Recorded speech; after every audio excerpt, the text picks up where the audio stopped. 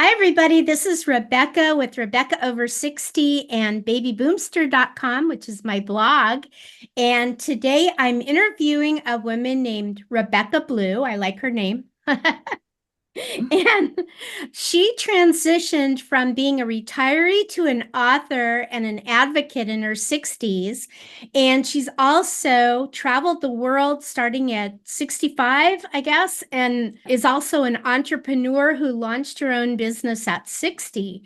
So we're just going to talk a little bit about how women can empower themselves and what she's up to. So thanks for being on the whatever you call it. It's not exactly a podcast. One thing I want to say first before we start. This is not my kitchen in the background. I'm cat sitting for the next several weeks, and it's not exactly the most perfect place to, show in the background, but I just wanted to let you know that. Oh, I think it shows that you have a kind heart if you're babysitting somebody's cats. That's wonderful. Yeah. So anyway, Rebecca, do you like to be called Becky more or Rebecca? Well, yes, actually, I go by Becky, and that's what I have as my author name. But what's kind of funny about that, because I love that you are also Rebecca. When I was in kindergarten, my kindergarten teacher called me Rebecca, and I was like, no, I'm Becky. And my entire life, I've regretted that statement because I think Rebecca is a very beautiful name. Yeah, I was always the opposite. It's like, no, it's not Becky, it's Rebecca. But everybody ends up calling me Becky anyway. Yeah.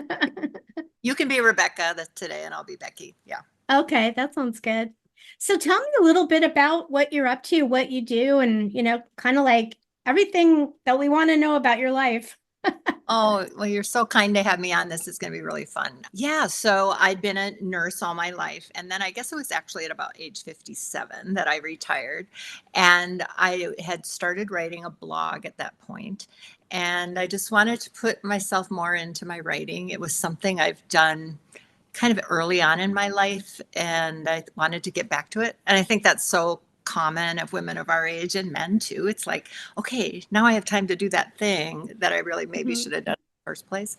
So then I was coming up on my 60th birthday, and all my girlfriends had kind of already turned 60, and they were kind of in a little panic mode about turning 60. And I thought, okay, I'm a geriatric nurse. I should know what is expected of this stage in our life. And I'm just going to write about it in real time, how it's impacting me. So it happened to be during the pandemic. So that was when I started writing my book, and just really reflecting on the things that I used to teach people about aging, but I was, 30s, 40s, 50s at the time. And then to just really write about it from my own experiences. So that's been really cool. I love having my book out there. It's called Turning: The Magic and Mystery of More Days. But I've also kind of reached a bigger mission in that I just really want to change the culture of aging. And I kind of think we're probably on the same page with that, because when I look at the work you've done, I'm like, I love all the examples of what you're doing and putting yourself out there. Oh, thank you. Yeah, I know we got to change it. Everybody thinks we're all, into adult diapers and hearing aids, and we're not. A lot of us aren't anyway. I mean, some are obviously, but for a lot of us, especially women, I think stay pretty active for a long time. Mm-hmm. And I think that we need to tell those stories. And I have a part of my book where I talk about culture, a chapter on culture. And there's an author named Peter Bregeman, and he writes about how do we change culture? Well, you either do it by doing story-worthy things and then telling your story, or you tell other people's story-worthy things. And Mm-hmm. so little by little, if we're all telling those stories, I think we'll change the culture of aging. I like that. That's really interesting. I hadn't heard that before. Yeah. I have an example from one of my book clubs. I do a lot of book clubs with my book. And there was a woman who kind of sheepishly raised her hand, and she said, well, I have this group of friends, and every Wednesday we get together and we always say we have to do something we've never done before. Mm. And so this happened to be in the wintertime. And she said, last week we all went tubing. So they went to the local ski hill and they all went tubing. And I said, okay, did you put pictures of that on Facebook or tell your grandkids or whatever? And she kind of goes, well, no, not really. So, I mean, that's what we have to do, is tell those stories and have people be hopeful about what could happen in their third act of life. Well, now they make it so easy to do that. I mean, not everybody's an influencer, or like Yeah. that. But I know every time I go anywhere, I'm always shooting videos and photos and Yeah. stuff, and Yeah. kind of like, got away from what I'm eating and stuff, but try to tell stories about where I am. Oh no, you started traveling kind of late in life, right? Well, it was actually, I think, closer to, yeah, later 50s. And a lot of it was kind of an opportunity for what the career that my husband had. But I found that I think when I still had kids and you're so busy with life that we just didn't do big trips. And now with back a few years ago with his work that we were able to go to New Zealand and Italy and all these places. And what's interesting about that, because I love traveling and I tell some of Yeah. those stories in my book, but now I'm kind of dialing back a little bit and realizing how much I love home and community. And I think if you're out in your community with a curious mind Mm-hmm. and the ability to say hello to somebody you don't know, that you can kind of get those perks of traveling without even having to step on an airplane. So, I think life can be full no matter if you're able or want to travel or if you prefer to be more of a homebody. That's funny. Yeah, I started traveling late also, mainly because my husband at the time, he passed away, unfortunately, but he really didn't like traveling. I mean, he worked in the film industry, so sometimes he would Mhm. travel doing that, but he never really thought of it as a vacation. And so I tried to start traveling afterwards, and then I was living with somebody who also passed away, and Mhm. but he liked traveling, so we were able to go various places, but I didn't start until I was really in my 50s. And we Mhm. went to different places, in Europe mostly. And Mhm. I just absolutely loved it. My kids loved it. And now they're like world travelers, and it's great. Now it's kind of funny because, it's kind of expensive to travel. Mhm. And I wish I could travel more. But so I started a blog about it's called Booming in LA, and it's all about places to go in Los Angeles. So it's sort of the same thing that you were talking about, where, you can really find a lot of things just where you live that are interesting. And of course, LA is so big that it's like a world Mhm. in itself. Absolutely. And I think it's finding those conversations because I love to do that when I travel, just visit with somebody who's maybe waiting for the airplane or whatever. And now I've told myself, why don't I do this like at the grocery store and not doing it in a creepy way? But, I think it's if you just kind of start a conversation and you'll meet somebody with an amazing story and it'll enrich your life for that day or maybe even longer than that. Or maybe you'll even find a new friend. Yeah, that's true. I mean, it's great. Sometimes, I just go for walks and just try to say good morning to people. And some people, are like, what are you doing? Other people are more responsive, but you never know. And it's the same thing when you travel too. I've always liked experiencing the local experience, rather than all the touristy stuff where you're being like, shoved from one place to the other. If you can just be in a place for, say, a week or so and just kind of become immersed in it, I think it's more interesting. Kind of Oh, get into the local culture and the local hotels and, that type yeah. of thing. Yeah.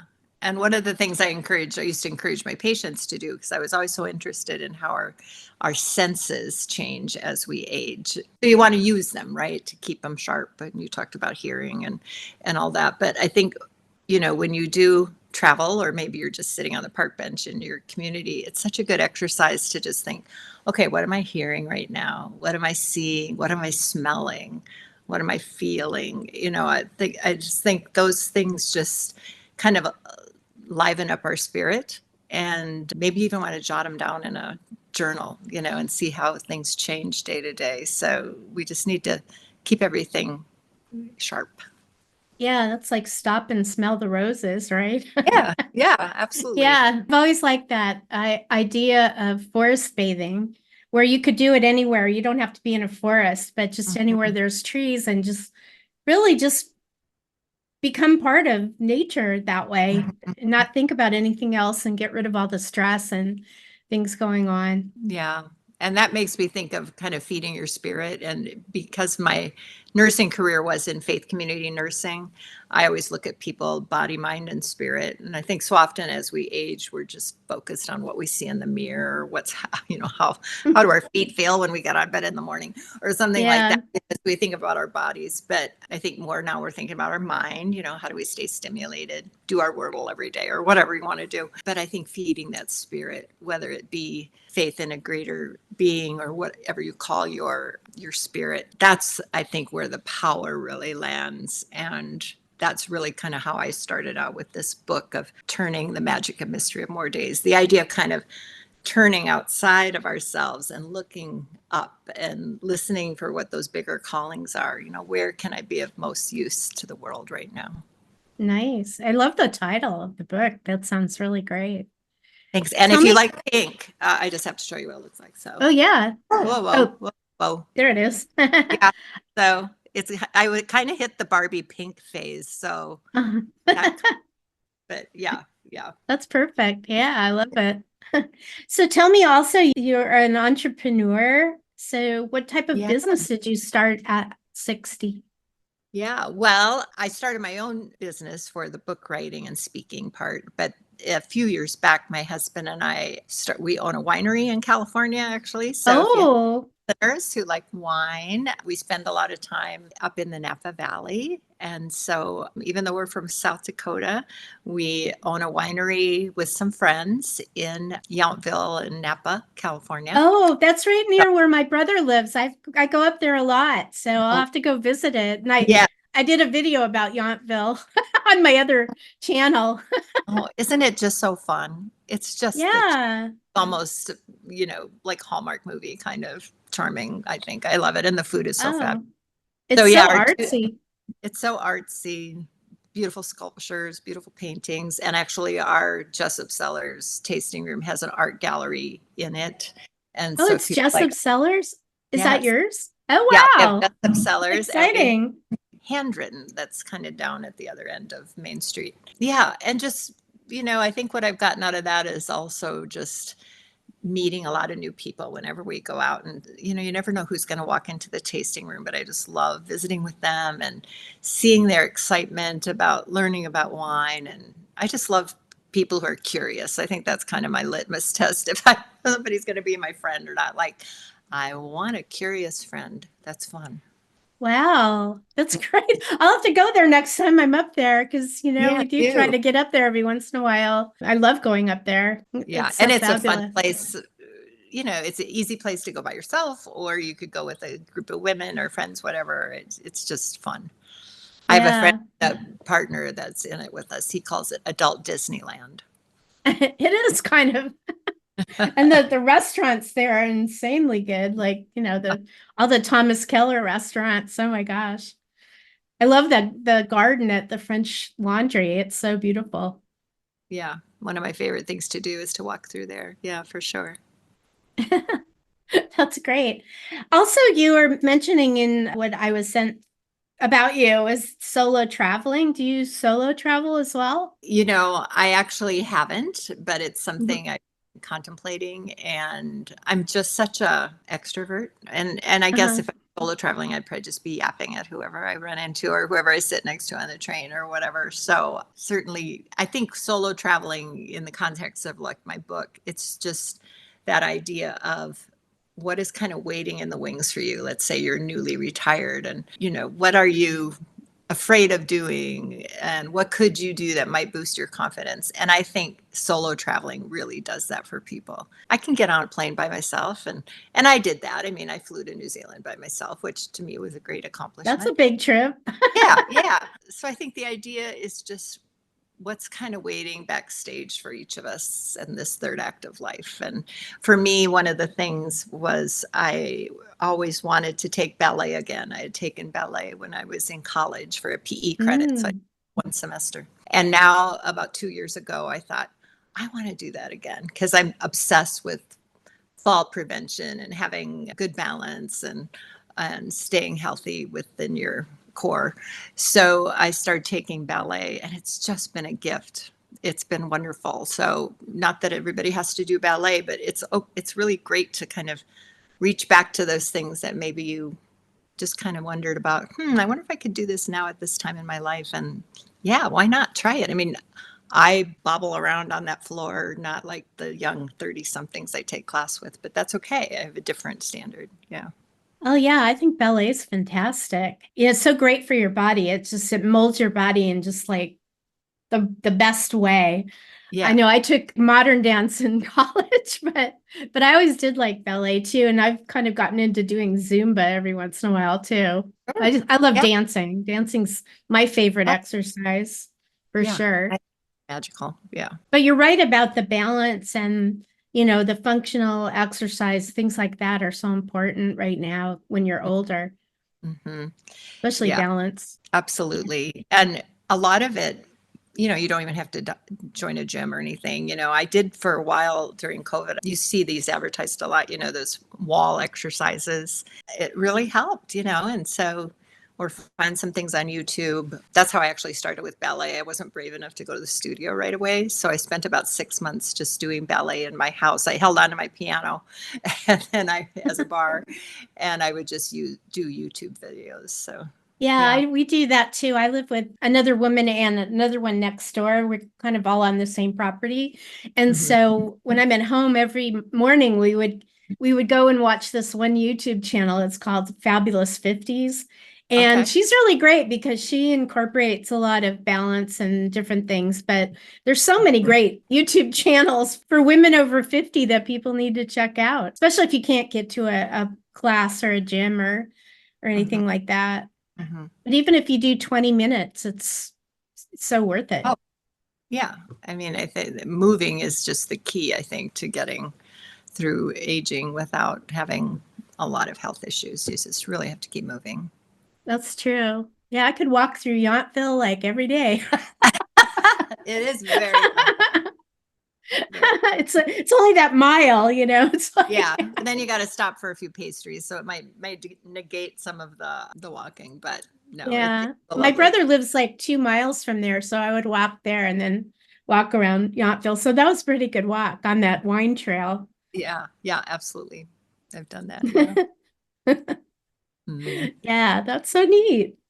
What else do you want people to know about you? Just to not be afraid to talk about aging. I think the conversation is so important. And one of the questions I think is really fun, and you could ask this of your guests or your friends, is how old would you be if you didn't know how old you were? Yeah, that's Oh, great. I don't know, Rebecca. Do you want to answer that for me?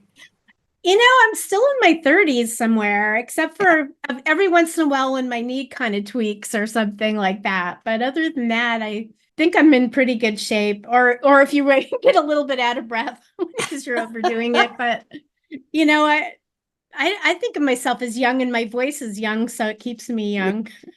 that's a I'm a really good voice point. actor. Oh, I read that in your bio. I love that because I'm kind of fascinated by people's voices, especially ones you hear on TV and everything. And I'm like, yeah, they sound so youthful, but or some don't, and you wonder anatomically what's going on that some of these people lose their voices. The other thing I was just going to mention is sometimes you hear people saying things like 60 is the new 40. Mhm. And my take on that is 60 is the new 60. And so I think we're going to show people what 60 can be like now.